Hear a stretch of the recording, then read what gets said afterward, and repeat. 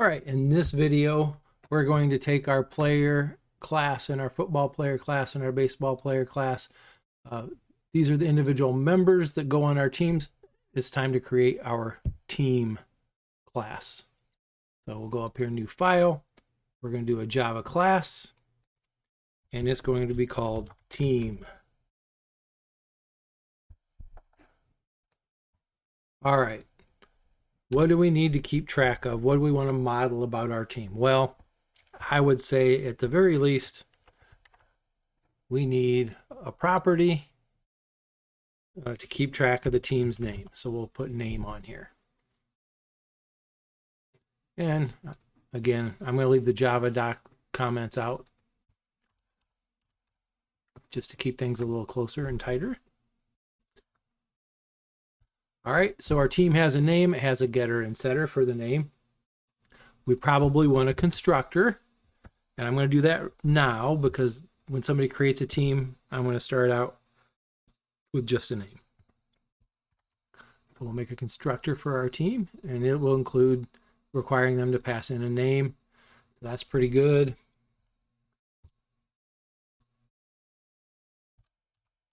Now I want to be able to add players to this team. So how do I do that? How am I going to store those players? Well, I am going to store those players in an array list. So I'm going to make a field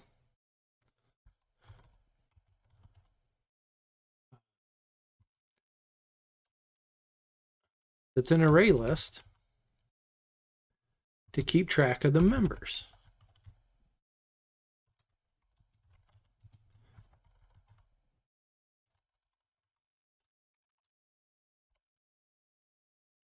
And he doesn't know what an array list is, so we have to import the array list because it's in the java.utility package. Okay, so I clicked on the light bulb and told it to import it.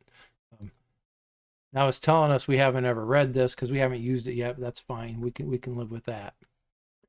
And then also another thing, this list of members, I'm never actually going to change the reference to this array list. So I am going to go ahead and make this final because there's no reason that now the members in the list can change, but we don't want the reference to the list to really change. So that can be a final. We can mark that final as a constant. This members variable, members constant, will now just always point to our list of members.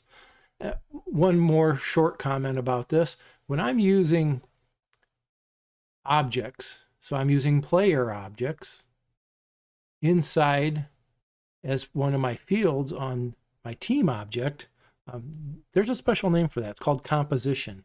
Our team is composed of some other objects. Our team is going to be composed of players ultimately. All right, so remember that. That's a principle of object-oriented programming. Objects can hold other objects, and this team object will hold other players. All right, what else do I want to do? Let's make a way for people to add members to our team. Now we might need to make methods for deleting players, benching players, who knows what all things. But right now we're just going to stay simple. And I'm going to make a method.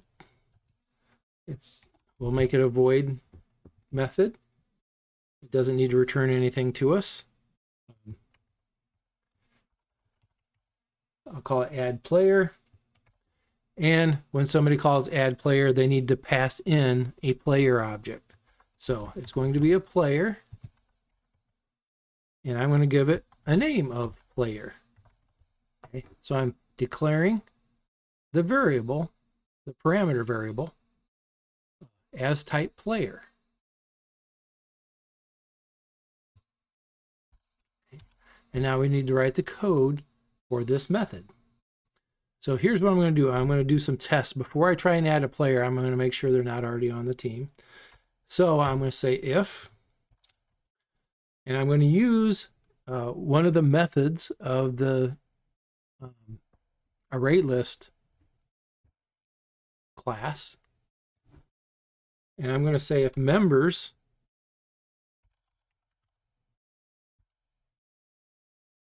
actually I'm going to say if it doesn't. So I'm going to put an exclamation point in front of it.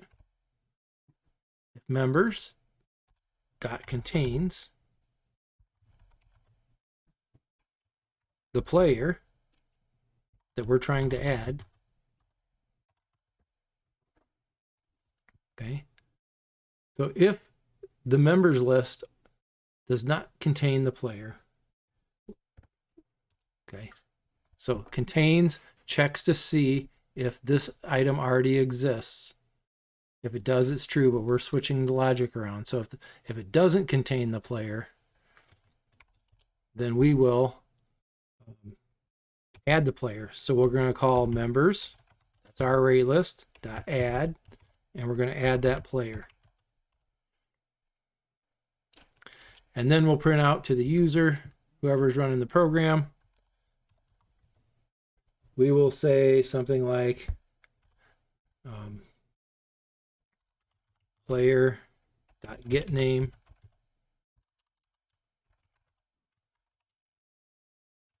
concatenate that on has been assigned to the team.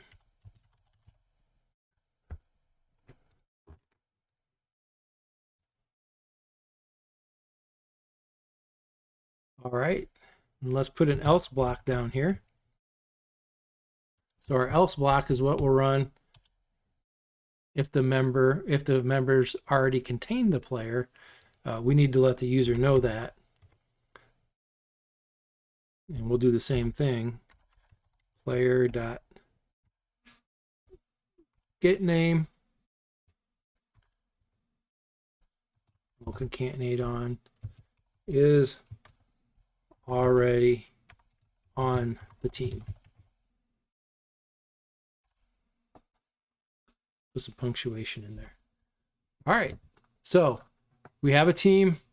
The team has a name. We can get it and set it, and we have a way to keep track of our players, or at least we have a way to add players onto the team.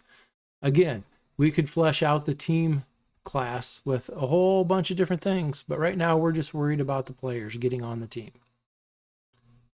All right, so let's test. Let's test this. We haven't tested any of our classes yet, which may not be a good thing. I probably should have tested the football player and baseball player classes, but we'll do that first. Let's go over to our driver class here, our main class, and do some testing. And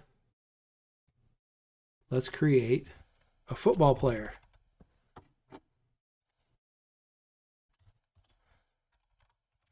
Football player. We'll give it a variable name of my football player.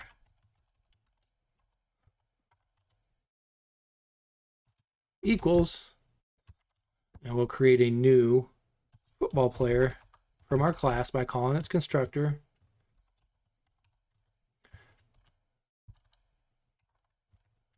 And we have to specify the player's name. So I'm going to put George Smith.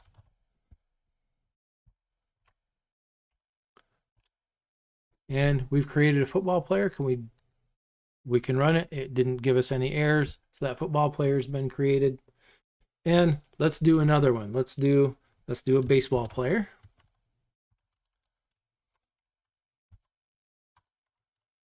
And we'll call it my baseball player.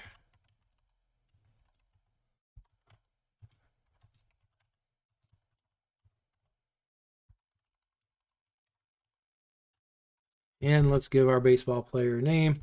I'll call him Johnny Jones.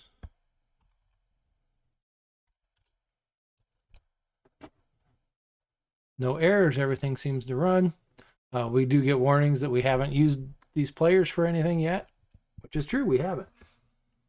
All right, the other class we created, well, actually we created a player class too, but remember we can't create a general player. We have to do a football player, a baseball player. They inherited from the player class. All right, so let's create a team now. So I'm going to say team, and I'm going to call it my football team equals a new team. And I'm in Ohio, so we'll go ahead and go with Browns for the team name.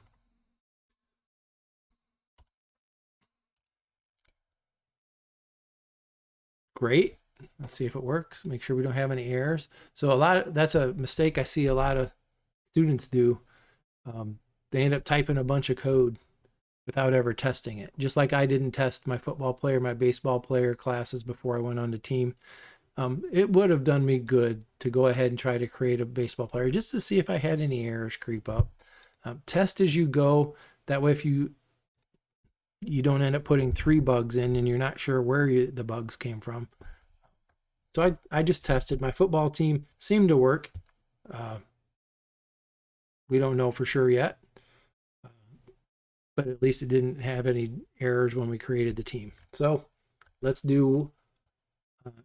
add some players onto our team. My football team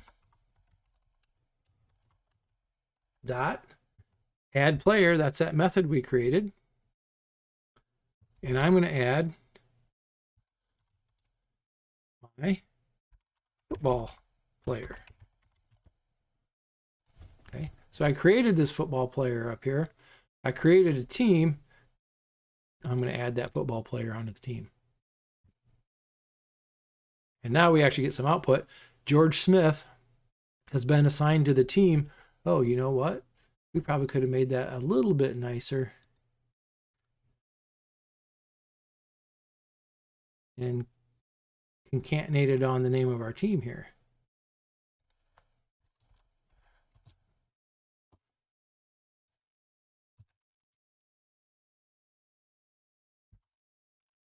This dot name.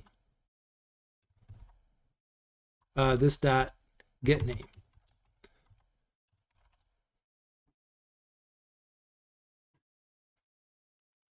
Make our George Smith has already been signed to the team, has been signed to the team Browns. So it worked just fine. I'm going to do one other thing here. I'm going to call my football team. We're going to add our player. My baseball player.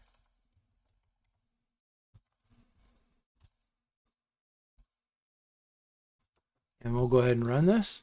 And Johnny Jones has been signed to the Cleveland Browns. And hopefully you're watching what I just did there and saying, hey, that could be a problem. So take a look at those last 2 lines and tell me what the problem is, and we'll talk about it in the next video.